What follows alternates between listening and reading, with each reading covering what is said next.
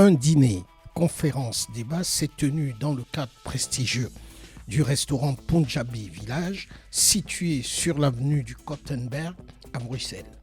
Le sujet crucial abordé était gouvernance africaine et relations avec l'Europe pour régler la question de l'immigration clandestine, offre de la société civile.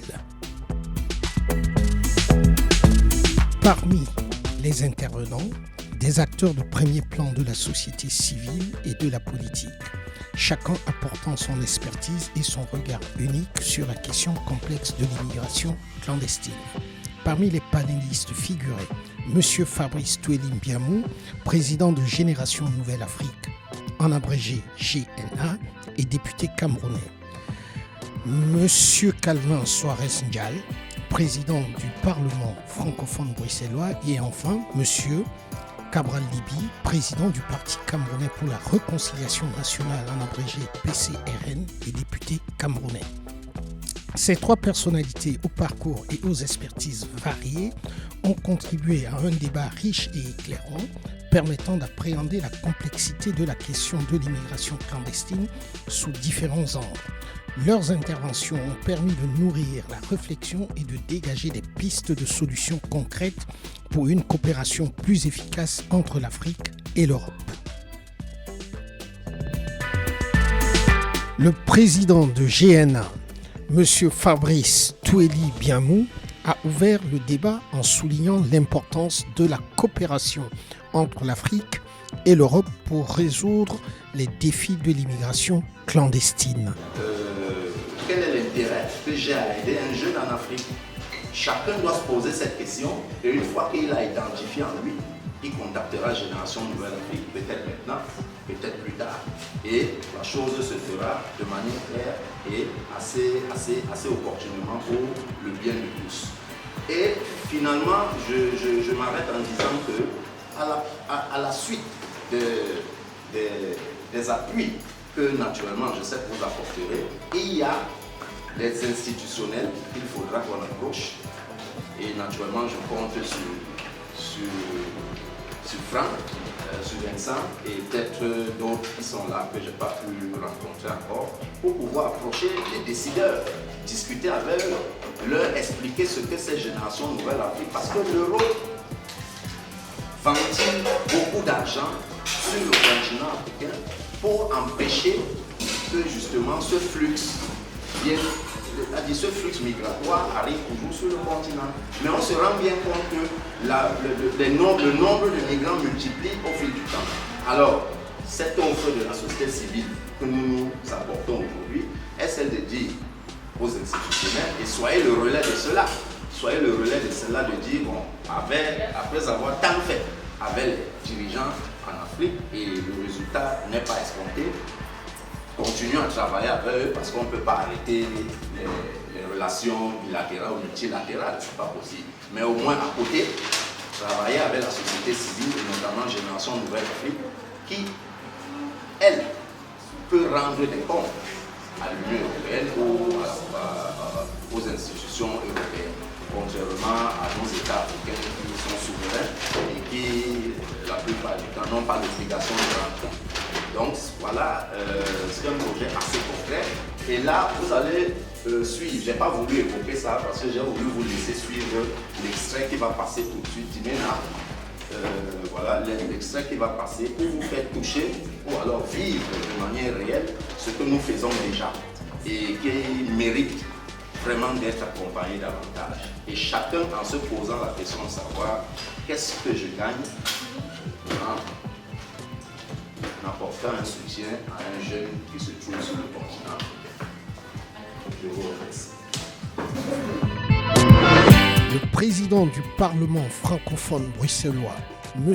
Calvin Soares Ndial, a apporté une perspective nationale en mettant en lumière les défis internes de gouvernance en Afrique et leurs liens avec l'immigration clandestine. Il y a la jeunesse, il y a la gouvernance, et il y a toute une série de sujets qui poussent les jeunes à partir. Et donc au niveau politique, des deux côtés de l'Atlantique, nous avons nos responsabilités en tant que personnalité politique. Pourquoi? Moi, j'assume le fait de parler de l'Afrique, mais parce que je suis africain, j'y ai grandi. Et donc, personne ne peut me reprocher de donner des leçons de non. Je suis impliqué, y compris dans la diaspora. Je crois que fondamentalement, la gouvernance, la manière dont nous gérons nos États en Afrique a un impact sur cette volonté farouche des jeunes de migrer. Si je prends l'exemple du Sénégal, comme le président Sonko l'a dit, et j'ai reçu une délégation du PASTEF, alors que le Premier ministre Sonko et le président de Maïfaï étaient encore en prison. Cette délégation était dirigée par Maïmouna Diaye, qui est aujourd'hui ministre de la Famille et des Solidarités. Et je me souviens que lorsque j'ai publié la photo sur Twitter, les gens m'ont dit « tu vas avoir des problèmes ». Parce que ce sont des gens qui sont vus comme radicaux, qui ont un projet politique qui est considéré de ce côté-ci de l'Atlantique comme étant radical. Mais cette radicalité est liée à la profondeur des problèmes qu'il y a au Sénégal. Un magazine belge a fait une enquête en Gambie au Sénégal et ont montré comment l'épuisement des ressources halieutiques, notamment au niveau de la pêche, pousse les jeunes à partir.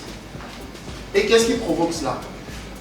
Ce sont les grands navires occidentaux, mais aussi chinois, qui viennent racler les fonds marins et qui empêchent les jeunes de pouvoir monter leur propre entreprise. Je prends l'exemple du riz au Togo. Nous avons des jeunes entrepreneurs qui montent leurs unités de production du riz. Mais on a des gens qui détiennent le monopole du commerce du riz à l'exportation. Et l'État décide de diminuer au maximum les taxes douanières sur le riz. Et le riz thaïlandais finit par faire concurrence au riz togolais au point d'être très moins cher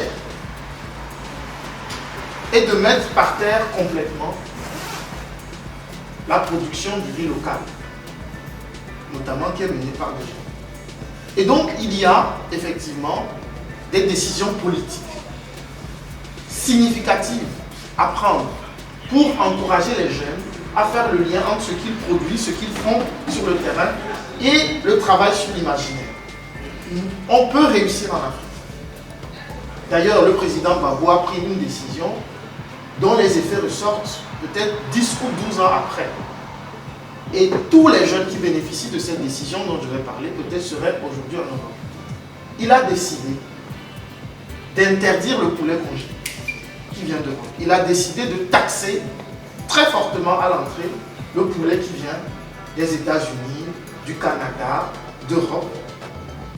Monsieur Cabral Libby, président du PCRN, a pris la parole pour exprimer son regret face aux images déchirantes d'Africains noyés tentant de rejoindre l'Europe. C'était temps tu te rendais quand même compte que ça parlait plus de l'Afrique et tout. Tu te demandais, mais depuis quand? Et dès que la confusion s'est installée, je ne sais pas pourquoi ça a changé, mais c'était juste pour compléter ton propos et dire qu'il y a un pays, je crois qu'il y en a d'autres, mais il y a ce pays-là qui essaie. Et quand je parle du Maroc, tout à l'heure en venant ici, j'ai été conduit par un Marocain qui me rappelait, et j'ai appris en 15 minutes plein de choses sur le Maroc. Que par exemple, Cristiano Ronaldo avait là-bas un grand hôtel. Que par exemple, il n'est pas seul, il n'y a pas que Ronaldo, il y a Robert De Niro avait là-bas un grand espace hôtelier. Mais ça, c'est des choses. Vous savez, les gens quittent l'Afrique pour venir chercher Robert De Niro ici. Alors que lui, il est en train de s'installer au Maroc, en Afrique. Les gens viennent ici chercher Cristiano Ronaldo. Lui, il est en train de... Et là, c'est un problème d'information. Bon, peut-être, ça pourrait juste déplacer la route. Les gens iraient peut-être plus au Maroc. Une fois qu'ils apprendraient que là, Cristiano et tout ça, ils sont au Maroc. Mais, je dis ça comme ça, on en rit. Mais ça prouve que l'Afrique peut développer de l'attractivité.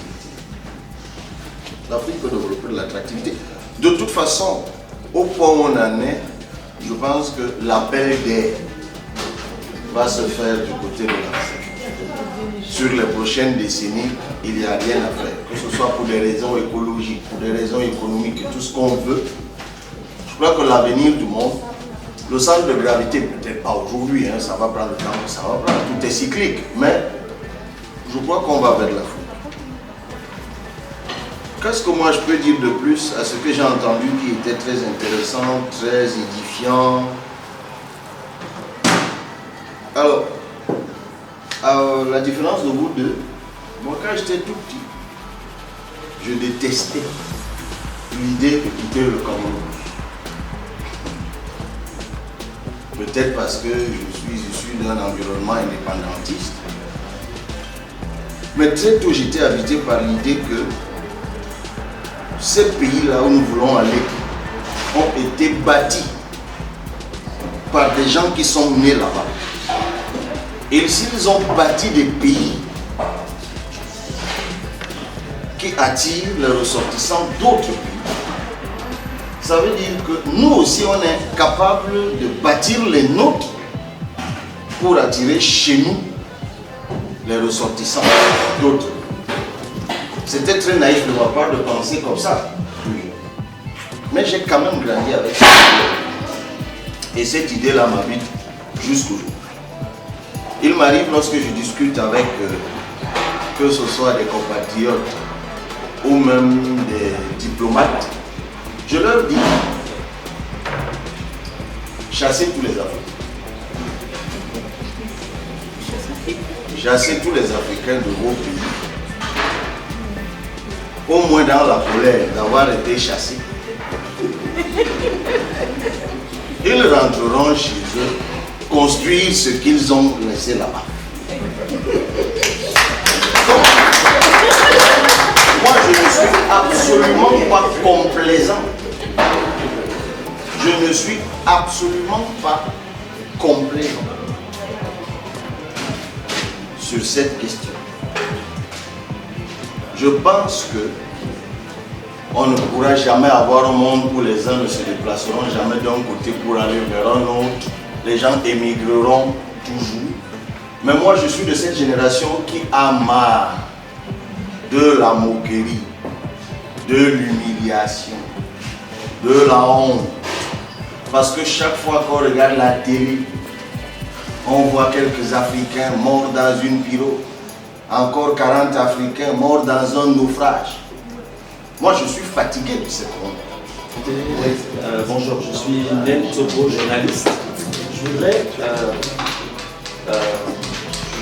marquer l'attention sur le rôle effectif et attendu de la Commission européenne et de l'Union européenne. J'ai un petit peu travaillé sur ces questions de migration. Je ne sais pas si vous êtes au courant du pacte de migration qui a été signé récemment. Donc, il ne faudrait pas se leurrer sur le fait que la volonté de la Commission européenne, de l'Union européenne en général, est de retenir les gens là-bas, mais de manière répressive. Il n'y a aucune démarche humanitaire et le peu de dissidence qu'il y a au sein de la Commission, qu'il y a au sein des institutions européennes se trouve dans le Parlement. Donc il y a quelques députés de gauche, mais cette politique est de droite, d'extrême droite d'ailleurs. Oui. Moi, c'est Sophie Virginie Lent. Je suis assistante sociale, mais avant, je travaillais dans l'asile et l'immigration à Caritas International. Moi, je voudrais m'appuyer sur ce que le monsieur qui vient de passer vient de dire, pour dire à Fabrice que pour moi, l'Union européenne, je n'y compte pas trop. Je prends juste un exemple. Le projet de retour volontaire, par exemple, qui avait été mis à un moment donné sur place, jusqu'ici, on n'a pas de bon retour, on n'a jamais eu de bon retour. Au début, ils commencent, ils disent aux jeunes, ça ne marche pas en Europe, vous devez rentrer, faites un projet sur papier. Et les jeunes faisaient leur projet qui était accompagné, soi-disant, et on posait des conditions. Mais ces conditions étaient tellement drastiques qu'une fois que les jeunes rentraient au Cameroun, ils cherchaient les mois d'après, ils cherchaient la pour revenir ici. Bonjour, moi c'est Tessa et en fait je m'adresse à monsieur qui occupe de parler. Non, voilà, moi, ce qui m'inquiète un peu, ce qui me pose question, c'est qu'on ne remet pas en cause le système qui a créé ces conditions d'exploitation, en fait, des humains, d'espace. Et je ne suis pas d'accord de dire qu'à la télé, on montre ce qui va bien, c'est de la propagande, ce n'est pas un hasard que le Pentagone, par exemple, collabore avec Hollywood pour montrer la grande Amérique. Moi, j'ai grandi, enfin, j'ai contextualisé, je suis des pères congolais, des mamans rwandaises. J'ai grandi le plus gros de mon enfance au Congo avant d'arriver 3 ans au Rwanda et avant d'arriver ici, mais tardivement. Et c'est vrai que dans nos pays, il y a des endroits, des villages où les gens se nourrissaient, ils n'avaient jamais vu une route. C'est des paradis sur terre. Bonsoir à tout le monde. Je m'appelle Bruno Balaka. Je suis d'origine congolaise. Franck m'appelle toujours le prince. Je suis un prince effectivement. Je suis un chef coutumier qui vit en Europe. J'ai un territoire qui représente à peu près un quart de la Belgique. Tout ce qu'on dit ici par rapport aux richesses, par rapport aux projets, je vous dis c'est pas facile. Mes frères députés, quand vous votez des lois, il faut faire en sorte que vous mettez de la pression pour pas que les lois qui hypothèquent nos terres. Parce que là, c'est quoi? C'est du lobbying, les autres viendront, ils nous donnent au gouvernement, on sait. La soirée s'est conclue dans une atmosphère d'échanges fructueux, témoignant de l'importance de la collaboration entre les acteurs africains et européens pour trouver des solutions durables à la question de l'immigration clandestine. Si cette vidéo vous a plu, ne manquez pas les prochaines. Abonnez-vous dès maintenant à notre chaîne pour ne rien rater.